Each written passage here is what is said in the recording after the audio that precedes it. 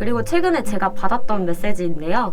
혹시 이 강의를 보시는 분들 중에서도 위와 같은 케이스가 있으시다면 광고보다는 회사의 수익 구조를 먼저 살펴보시는 게 좋습니다.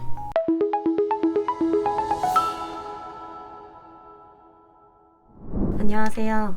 돈줄 전문 마케터 박민선입니다. 오늘은 제가 온라인 마케팅을 하면서 신인 마케터 또는 대표님들께 한 번쯤은 꼭 짚어드렸던 로아스와 ROI에 대해 설명드리겠습니다. 광고를 하시는 분들이라면 이 단어 지겹게 들으셨을 텐데요. 우선 우리가 이걸 왜 알아야 할까요?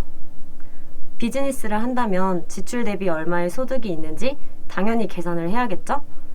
그래야 현재 진행하는 마케팅의 성과도 측정할 수 있고 그것을 바탕으로 예산을 늘려야 할지 줄여야 할지 결정할 수도 있게 됩니다. 용어를 먼저 설명드리면 ROI는 Return on Investment, 투자 비용 대비 이익을 측정하는 값이고 ROAS는 Return on Ad Spend, 광고비 대비 매출을 측정하는 값인데요. 공통적으로 리턴이 들어가지만 의미가 조금 다릅니다. 로아스에서의 리턴은 매출이라는 뜻이고 ROI에서 리턴은 수익, 그러니까 매출에서 비용을 뺀 순수이익을 말합니다. 조금 다르죠? 하나씩 살펴보겠습니다. 로아스의 경우 계산식은 매출액 나누기 광고비 곱하기 100인데요. 예를 들어보면 제가 도시락을 파는 사장님이에요. 이 도시락을 팔기 위해서 광고비를 10만원 썼고 이를 통해 40만원치를 팔았다. 그러면 로아스가 어떻게 될까요? 계산을 해보면 로아스는 400%고 4배의 이익이 난 거예요. 대박이다, 그쵸? 그런데 여기서 주의하실 점이 있어요. 로아스를 계산하는 요소는 매출액과 광고비이기 때문에 실제적으로 이 로아스가 우리의 이익을 대변하는 지표는 아닙니다. 그래서 로아스와 ROI를 함께 보셔야 하는데요. 바로 ROI에 대해 알아볼게요. ROI의 계산식은 순이익 나누기 투자금 곱하기 100 이렇게 되고요. 투자금은 마케팅 비용 외에 다른 금액도 추가될 수 있는 개념입니다. 이걸 가지고 다시 도시락집에 대입을 해보면 투자금, 그러니까 여기서는 광고비겠죠? 10만원, 매출 40만원, 여기에 실질적으로 그날의 인건비, 임대료, 배달비, 재료비 등을 책정해서 15만원의 총 비용이 발생했다고 가정하면 ROI가 250%가 됩니다. 약 2.5배의 이익인데요. 실제로 이렇게 ROI에는 이윤에 대한 개념이 들어있기 때문에 로아스와 ROI를 함께 파악해야지만 조금 더 명확한 비즈니스 판단과 의사결정이 가능합니다. 다시 정리를 해볼게요.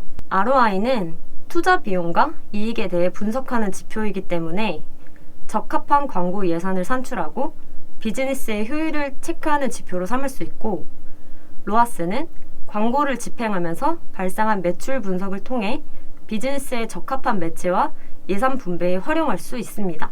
사실 인하우스가 아닌 이상 대부분의 마케터들은 로아스를 기준으로 보고 효율을 판단합니다. 왜냐하면 클라이언트 분들이 박 대리님 저희 회사는 인건비가 얼마고 사무실 임대료가 얼마고 제품 제작, 유통, 공장, 대금 등등 해서 얼마가 나갑니다 라는 비용적인 부분을 공유해 주시지 않으면 ROI까지 알 수가 없기 때문인데요. 이런 부분에서 관점의 차이도 나타나는데 예를 들어 마케터는 대표님 이번 달 로아스가 600%입니다 하고 좋은 성과에 기뻐할 수 있지만 대표님의 입장에서는 이런저런 비용이 포함된 ROI로 보시는 경우가 많고 ROI가 만약 200% 언저리라면 결과에 대한 감정이 상반될 수 있습니다.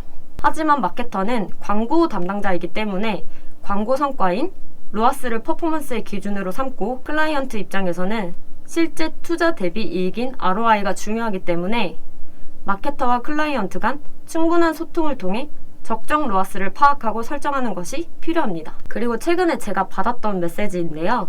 혹시 이 강의를 보시는 분들 중에서도 위와 같은 케이스가 있으시다면 광고보다는 회사의 수익 구조를 먼저 살펴보시는 게 좋습니다.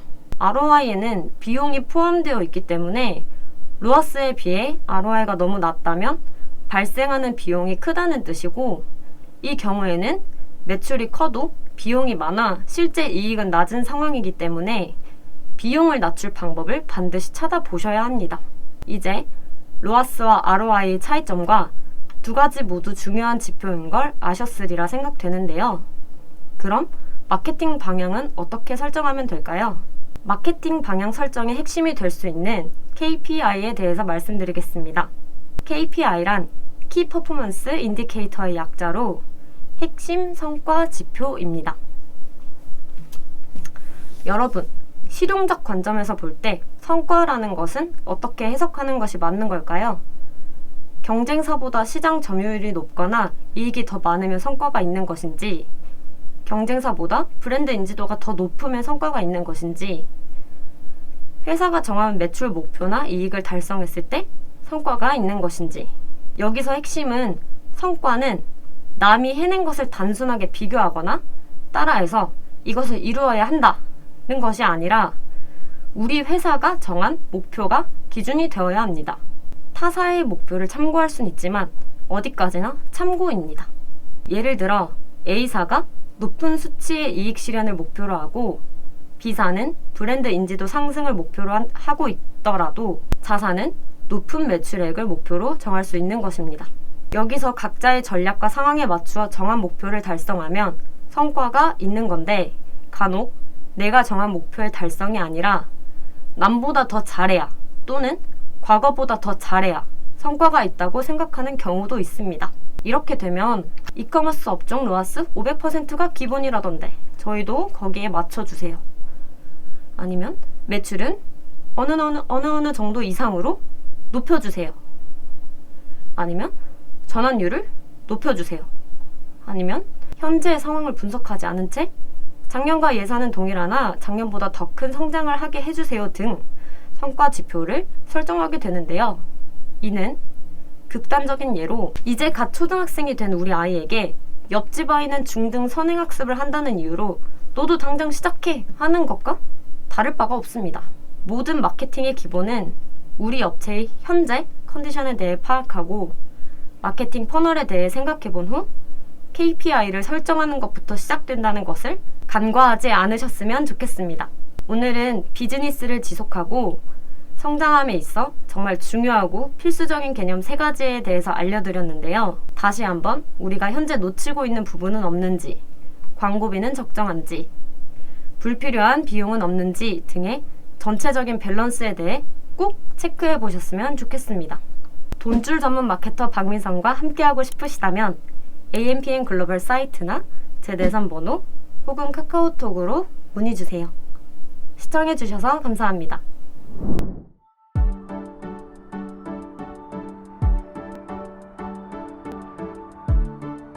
구독과 좋아요는 컨텐츠 제작에 힘이 됩니다.